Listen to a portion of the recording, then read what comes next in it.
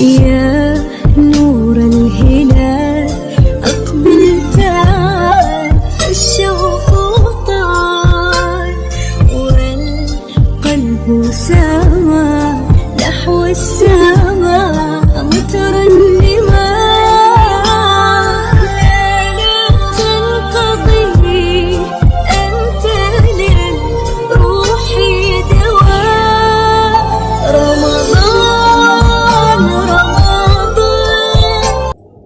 السلام عليكم ورحمه الله وبركاته. ازيكم حبايبي؟ عاملين ايه؟ يا رب تكونوا بخير. جاي لكم النهارده بفيديو جديد، يا رب يعجبكم ان شاء الله وينور رضاكم. بس في بدايه الفيديو كده ما تنسيش تعملي لايك وكومنت زي العسل زيك، ولو انت اول مره تشوفيني ما تنسيش تشتركي وتفعلي الجرس عشان يوصلك مني كل جديد. يلا بقى نسمي الله ونصلي على النبي صلى الله عليه وسلم ونشوف هنعمل ايه النهارده في الفيديو بتاعنا. طبعا شفتوا فيديو التحضيرات معايا بتاعت عزومه اخواتي الفيديو اللي فات. الفيديو ده بقى اوريكم شكل الاكل النهائي وكمان الحلو اللي عملناه، بس قلت انجز كده يعني انا جايبه لكم مقتطفات بس ما صورتش بالتفاصيل علشان كنت عايزه انجز قبل ما يجوا، علشان ما يجوش بقى يعني اشغلهم ويعملوا معايا، لا كنت عايزه انجز عشان نعرف نقعد كده نفطر برواقه ونقعد مع بعض. انا هنا مبدئيا هنا كنت عملت شوربه لسان عصفور، بس انا اللي عاملاها، يعني بحب انا اعملها احط لها ماجي بقى وملح وكده وكمون، وبخليها تاخد غلوه وبغطي الحله وبطفي عليها وخلاص على كده. ده اللي استنى عصفور بالنسبه لي علشان لما اجي اسويه تاني ما لقاهوش بقى ينفش زياده ويعجن وكده. هنا كنت هعمل كمان رز، حطيت معلقه سمنه بلدي كده وحطيت معاها كمان معلقتين 3 زيت، وابتدي بقى ان انا اعمل. بصوا انا هنا طفيت على لسان عصفور وغطيته كده خلص معايا. كمان هعمل هنا رز، طبعا الرز كلكم عارفين هو بيتعمل ازاي، بس انا بوري البنوتات اللي لسه بتتعلم، وكمان هوريكم تريكايه هنا بتطلع مني الرز حلو قوي.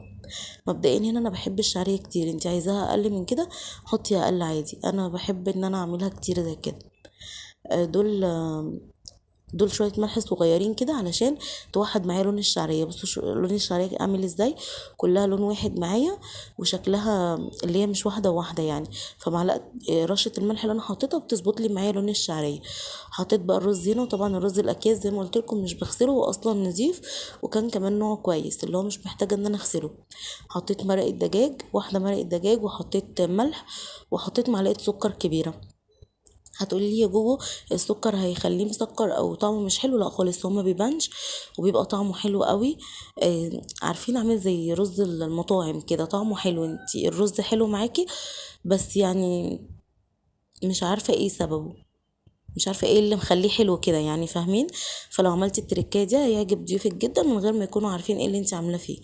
طبعا انا هنا كنت مسخنه ميه كده وحطيت عليه ميه سخنه، وزودت كمان علشان ياخد سوا بقى، انا مش غسلاه وبيشرب ميه علشان ما يطلعش معايا ناشف يعني. بس كده هخليه ياخد غلوه وهغطيه وهسيبه يستوي مع نفسه. بصوا هنا بقى دي الفراخ اللي عملتها بالبطاطس في الفيديو اللي فات، وده طاجن الباميه، ودي الفرخه اللي حطيتها معاكم في الكيس الحراري دخلتهم كلهم الفرن. دي الفرخه اللي انا سلقتها، قلت بقى ان انا احمرها اكيد مش هطلعها مسلوقه يعني. وكمان عملت الملوخيه هنا، كان عندي اخدت شوربه من شوربه الفراخ وعملت عليها الملوخيه. طبعا هنا كنت خلصت الاكل خالص وطلعنا بقى ده عصير برتقال بالجزر اللي انا كنت مفرزه معاكم، وكمان كان عندي عصير مانجا، وصبينا بقى العصاير. كان المغرب اذن وكنت كمان حاطه بلح عجوه. بس خلاص كده وهبتدي بقى ان انا اقدم الاكل. عايزه اقول لكم بجد كان يوم حلو، وكنت بص انا جايبه لكم حاجات بسيطه منه لاني ما كنتش عارفه اصور اصلا يعني. اكتر الوقت كنت عايزه اقعد معاهم مش عايزه اعمل حاجه. بصوا بقى عايزه اقول لكم طعم الباميه كان حلو قوي في الطاجن، اصلا الطاجن بتطلع الاكل ريحتها حلوه قوي وطعمها وكل حاجه يعني. بس الاكل طلع الحمد لله كان جميل ويوم كان حلو الحمد لله يعني. عزومات رمضان دي احلى حاجه فيها اللمه يعني، مش كفايه ان احنا نبقى ملمومين كده احنا واخواتنا بالدنيا كلها. هبتدي بقى ان انا اقدم الاكل واحاول على قد ما اقدر اطلعه بشكل شيك كده عشان يفتح النفس. انا هنا اصلا كنت بنجز عشان كان خلاص المغرب اذن. بصوا الفرخه دي كانت عامله صوص كده زي ما قلت لكم، حطيت فيها نص كوبايه ميه عشان تعمل الصوص ده. عايزه اقول لكم كانت تحفه.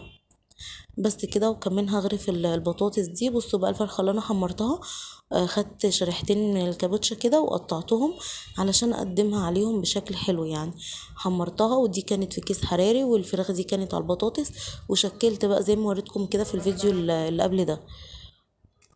بصوا بقى شكل البطاطس كانت لايت كده وكان مش عليها صلصة كتير، وهي دي طريقتها، هو ده اللي احنا كنا عايزينه يعني. قلت بقى ان انا اغير، يعني مش شرط بطاطس بصلصه او صينيه او ني في ني، يعني قلت ان انا اغير، هي دي يعتبر ني في ني بس لايت شويه. وعملت كمان حمرت السمبوسك بس حمرتها على اخر لحظه، ملحقتش ان انا اصور.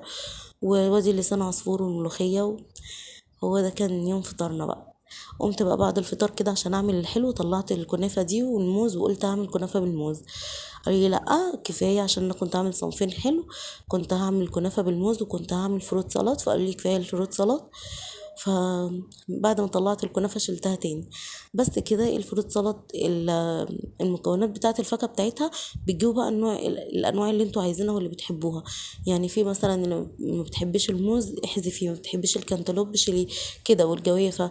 هم دول اللي انا جايباهم، كان كنتالوب وجوافه وفراوله والموز والبرتقال، بس مش هحط برتقال. بس كده غسلت الفراولة كويس، وغسلت كمان غسلتها بخل، غسلتها بشوية مية بخل كده كويسين. وبس بقى ابتدي بقى ان انا اقطعها. بس عايزة اقول لكم الفروت سلطات دي من الحاجات الحلوة قوي، بتعمل معاكي كمية، وكمان شكلها مشرف، وممكن تقدميها في كاسات في كاسات عادية، في كاسات الجيلي، في بولات. بصراحة حلوة وشكلها حلو كمان، وزي ما قلت لك كده بتعمل معاكي كمية كويسة. بصوا ده كان كيلو فراولة. بصوا انا كنت جايبة من كل نوع كيلو، بس من كل نوع كيلو، فما شاء الله عمل لي كمية كبيرة يعني.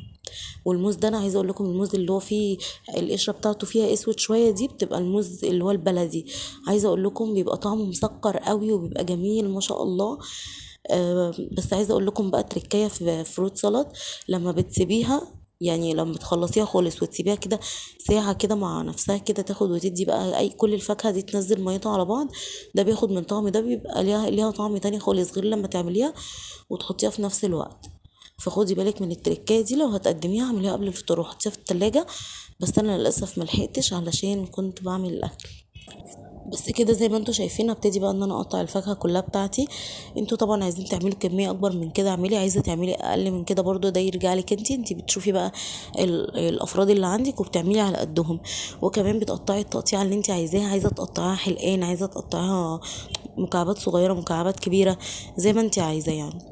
بس كده اهم حاجة يا جماعة والله العظيم في اللمة، يعني مش شرط كتر الاكل، يعني كتر الاكل مش هي دي العزومات.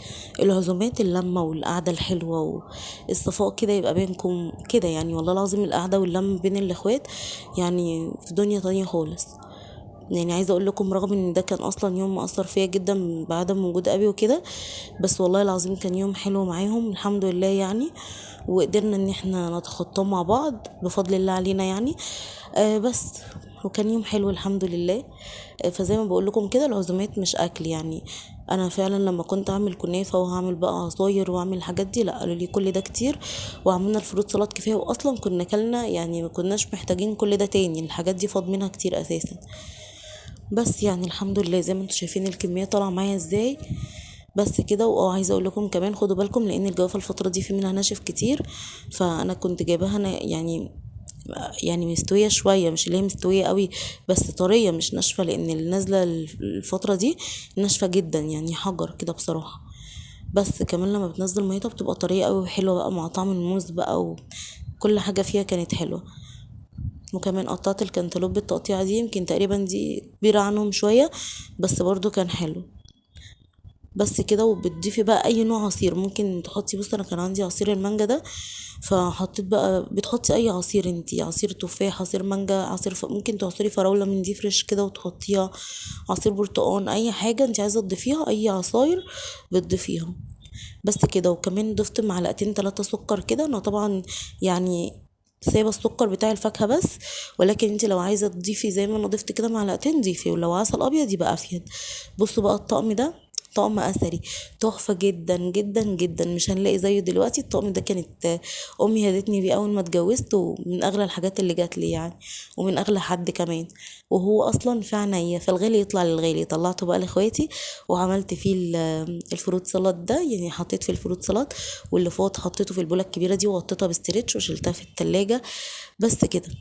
بصوا بقى يومنا كان خفيف جدا وكان حلو قوي ما شاء الله. فكل سنه وانتم طيبين وكل سنه وانتم معايا. لو الافكار اللي في الفيديو عجبتكم قولي لي في التعليقات. ولو الفيديو برضو عجبك ما تنسيش تعملي له لايك، وانتظروني في فيديو جديد ان شاء الله. ومع السلامه.